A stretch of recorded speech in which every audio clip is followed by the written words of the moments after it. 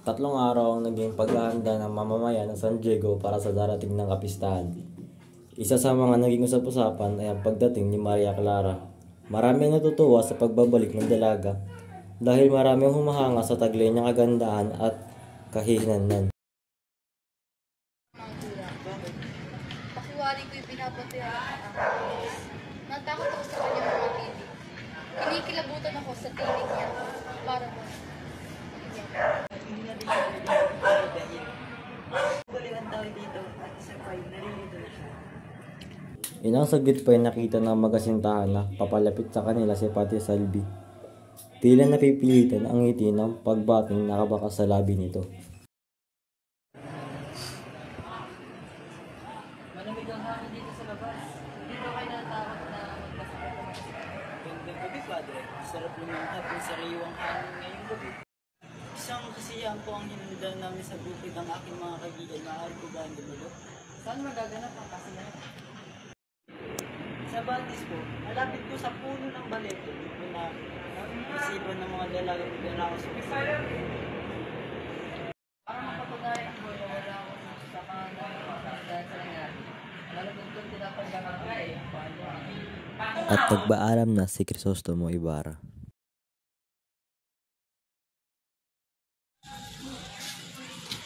Maganda na boy, yun ang Crisostomo. Sino ka? Sino kailangan sa akin? Hindi ko na yun nakikilala. Subalit 2 araw ko pong hinihintay ang ngayong pagdating dito sa bayan San Diego. Sa iyong Ginoo. Kaya tawag din akong pulisan. Kaya kahit isa ay walang sumulayo sa akin. Nakawala ang aking anak at nababaliw ang aking asawa. Sumugay ko sa akin o sabihin niyo kung ano ang mukha.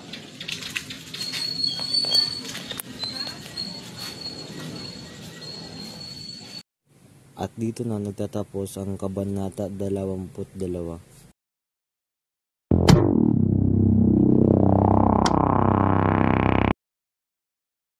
Madaling araw pa lamang ay nilalakad na patungo sa lawang magkakaibigan.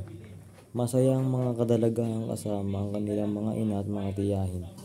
May mga kasama silang katulong na babae na may baong mga pagkain at mga kagamitan na gagamitin sa kanilang picnic. Nagtatawanan at nagbibiroan sila habang naglalakad. Si Anding ang tumugon sa utos ni Tia Isabel. Maganda ring babae si Anding at masarap magluto. Nilagyan niya ng maasim na kamyas at kamatis ang sabaw na mula sa hugas bigas. Luto ng sabaw! Ihanda na ang paasim ng sabaw.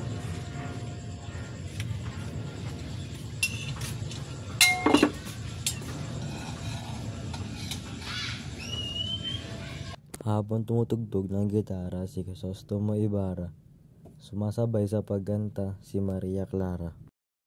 Ngayon sinta, tayo nang nasa altar. Ang puso ko'y puno ng saya.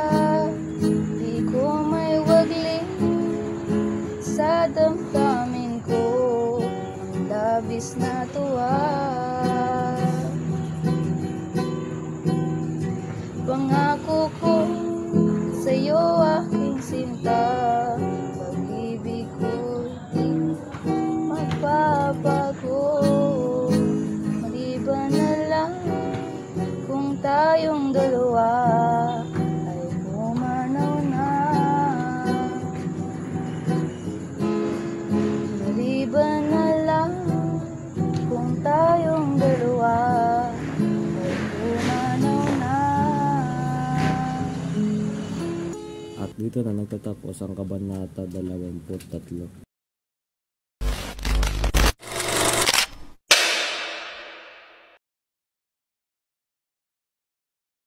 Pero, nahulog ba kayo? Hindi.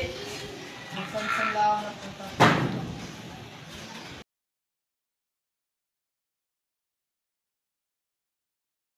Nakabalik na rin si Maria na halatang bagong paligo. Tila mabangong bulaklak rosas na may hamog ang anyo ng dalaga. Tinapunan niya ang tingin si Crisostomo samantalang nangunot ang noo niya na mapansin ang kura.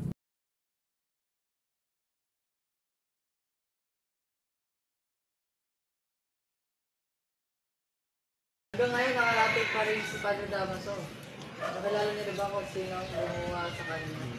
Sino ba ang taong iyon? Di ba ang salarin na yung tao rin nagtapon sa iyo sa labak? Alcaraz.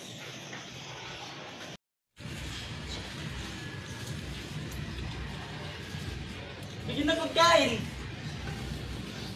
Ba't wala ang iyong Christian? Tila hindi po kayo nababahalan na nawawala ang iyong Christian. Ako ang malalagot sa simbahan. Ako kayo isang banal. Nais ko po yung paggamutin sa babaeng baliw. Ang kanyang mga nawawalang anak. Tapos ng panangalian at ang ilan ay nagsipaglaro ng baraha.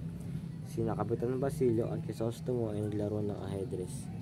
Ang ilang mga dalaga binata ay naglaro ng gulong ng kapalaran. Naroon ang isip ni Crisostomo kaya't kahit noong una ay malaki ang lamang niya kay Kapitan Basilio. Natapos ang laro na sila'y nagtabla. Isang telegrama ang inabot kay Crisostomo na agad nitong ipinamulsa ng hindi binasa.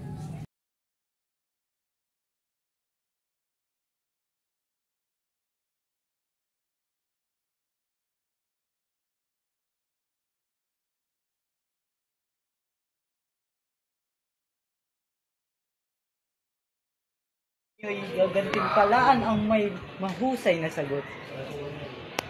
Sino kaya ang may magandang sagutan? Si Maria Clara, ang tanong ay, kung tapat ba at hindi magbabago ang kanyang pag-ibig? Ang sagot ay, Kung ganun, ako naman ang magtatanong. Magtatagumpay ba ako sa aking binabalak? Panaginip ay panaginip lamang. Natin sa aklat.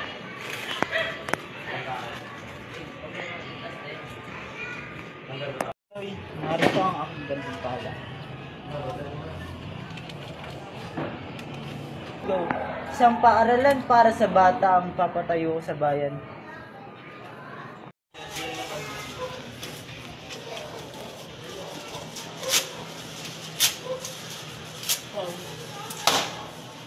Masama ang makialam sa gamit ng iba.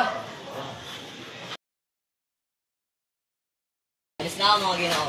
Mag-ingat ka. Mag-ingat ka pa niya. Ano ang kailangan ninyo? Ang piloto ni Zenas, ang bangkero, kailangan siyang nakbin sapagkat siya mumugbog kay Padre Damaso. Di ko ibig sa inyo makialam, ngunit kailangan lang ng alpares.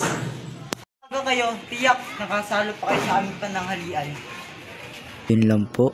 Maraming salamat sa panonood.